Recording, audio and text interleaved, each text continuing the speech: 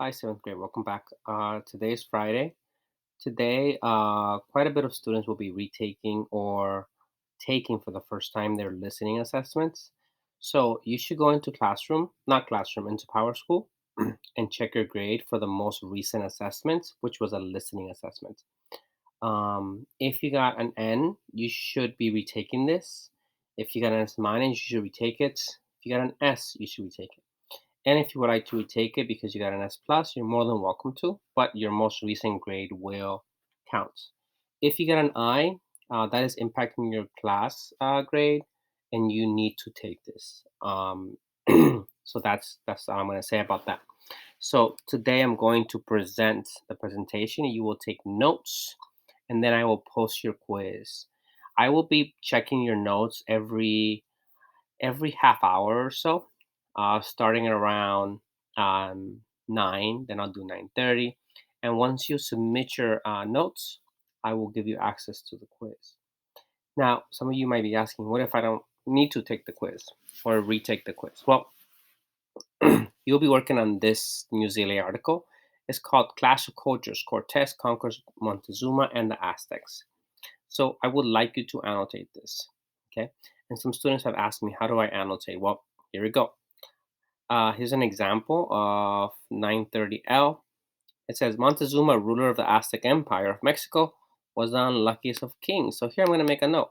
I'm going to say, what made him unlucky? Because I want to know. I'm going to share that with you so you'll be able to see it.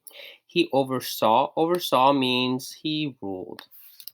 He ruled or controlled. Okay? And I'm going to share that. The ruins of the largest Central American empire. Though other Aztec rulers had encountered setbacks, though other Aztec rulers had encountered setbacks in their conquests, it was different for Montezuma.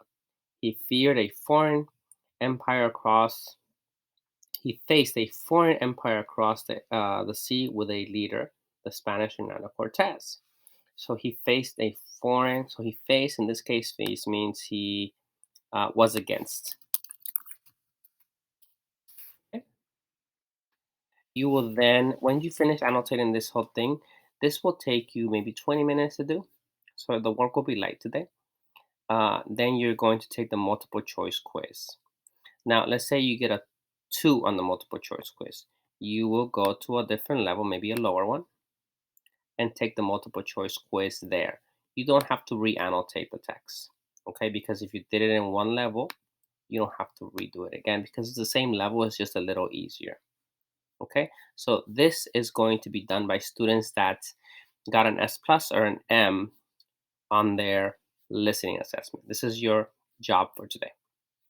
Okay, the students that are retaking the assessments, you will be listening. So if you are doing the New ZLA article, you can stop the video here because the rest of it will be for students that are taking the listening assessments. Okay. For listening assessments, you are taking notes. You are taking notes. Now, for the the T is the title. Plague before the Black Death led to the fall of the Roman Empire. Author is NPR, National Public Radio. Genre is nonfiction, informational. And the date is 2014. Okay. Now, you need at least 8 to 10 notes. You need 8 to 10 notes. If you want to do more, that's fine. You do have quite a question or two. There's two questions. One of them is the big idea, and what is the purpose of this presentation. You need to do both of those. And then you have vocabulary. Vocabulary that might come up in the audio might be the Roman Empire, plague, disease, bacteria, those type of words, right? You can define them if you want, but you don't have to. And then you need at least, I'm gonna make it 3 questions this time. 3 questions. If your organizer is not complete that way, and the organizer is in classroom, I should have opened it, but I don't have it with me right now. If your organizer is not complete in that with what I expect, I won't give you the quiz. Okay. Because the point of the organizer is not to give you busy work, but um, for you to take your time to guide you through the process. This is the organizer here. So I just went over the tagged. Um, I went over the tagged. Um, this is the tag right here. It says, "What is the main idea of the audio?" You write that here. You need 8 to 10 notes. What is the purpose of the presentation? And then you're going to have questions. What are some of the questions that you have? You need 3 questions. And then you have vocabulary. Again, a number of us are not passing my class because you didn't do the notes, or you might have done the notes and they were not acceptable. Okay. The first thing you should have done at the beginning of this video was watch or look at your grade and power school, and you will see that some of us were passing before, but now we're not. Here's a presentation, and again, I will be checking every 30 minutes. Please don't email me asking for the quiz, or asking for it early. I won't release it. Um, yeah, here we go. When people hear the words bubonic plague, they usually think of the Black Death, the epidemic that hit Europe in the 14th century. You'll learn about this in school. But the first recorded plague pandemic actually happened 800 years earlier, during the days of the Roman Empire.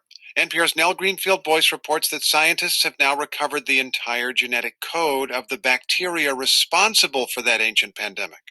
This plague struck in the year 541 when the Roman emperor was named Justinian, so it's usually called the Justinian plague. He actually got sick himself but recovered. He was one of the lucky ones. Some of the estimates are that up to 50 million people died. David Wagner is an expert on microbial genetics at Northern Arizona University.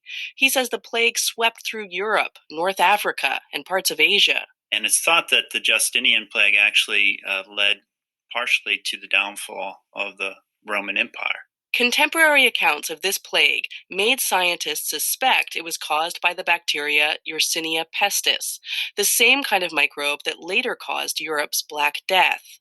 The bacteria get spread by fleas. After someone gets infected from a flea bite, the bacteria travel to the nearest lymph node and start multiplying. And so you get this mass swelling in that lymph node, which is known as a bubo. That's where the term bubonic plague comes from. The Justinian plague has been hard to study scientifically since it happened around 1500 years ago. But recently, new housing developments being built outside of Munich led to some old farmland being dug up, and people uncovered a burial site with graves that dated as far back as the Justinian plague. They found some that had multiple individuals buried together, which is oftentimes indicative of an infectious disease. And so in this particular case, we examined material from 2 different victims. One of those victims was buried together with another adult and a child. So it's presumed that they all may have died of plague at the same time. All that was left was skeletons with teeth. Inside the teeth was the dental pulp that still contained traces of blood, and the blood contained the remains of plague bacteria. Wagner and an international team of collaborators managed to extract enough DNA to reconstruct the ancient pathogen's entire genetic code. In the journal Lancet Infectious Disease, the team says it looks like this strain of bacteria jumped from rodents into humans and then died out. The later emergence of the Black Death seems to have been caused by a separate event. The DNA also suggests that, like the Black Death, the original source of the plague was China. So the ecological reservoir for plague, the historical reservoir, is in China, and it's this emergence, this pattern over and over again with people moving commodities, rats and fleas around the world that we're able to document. Paul Keim worked on the study at Northern Arizona University. He says, overall, this ancient strain is not that different from modern ones that still circulate in places like Arizona. The biology of the pathogen, no doubt, could cause another pandemic if it weren't for the changes in human culture and medicine. He says these days, antibiotics quickly stop plague outbreaks in their tracks. Nell Greenfield Boyce, NPR News. When people So this video is not locked. That means that you can go back and forth multiple times to listen to it. You can listen to the video as you are taking the quiz. In my last quiz that I gave, someone said for the answer they said I forgot. Well, you can go back and listen to it again. So you shouldn't. If you forgot, you can always go back and look at it. Okay. I will be updating your grade tomorrow. Yeah. Let me know if you have any questions. Bye, guys.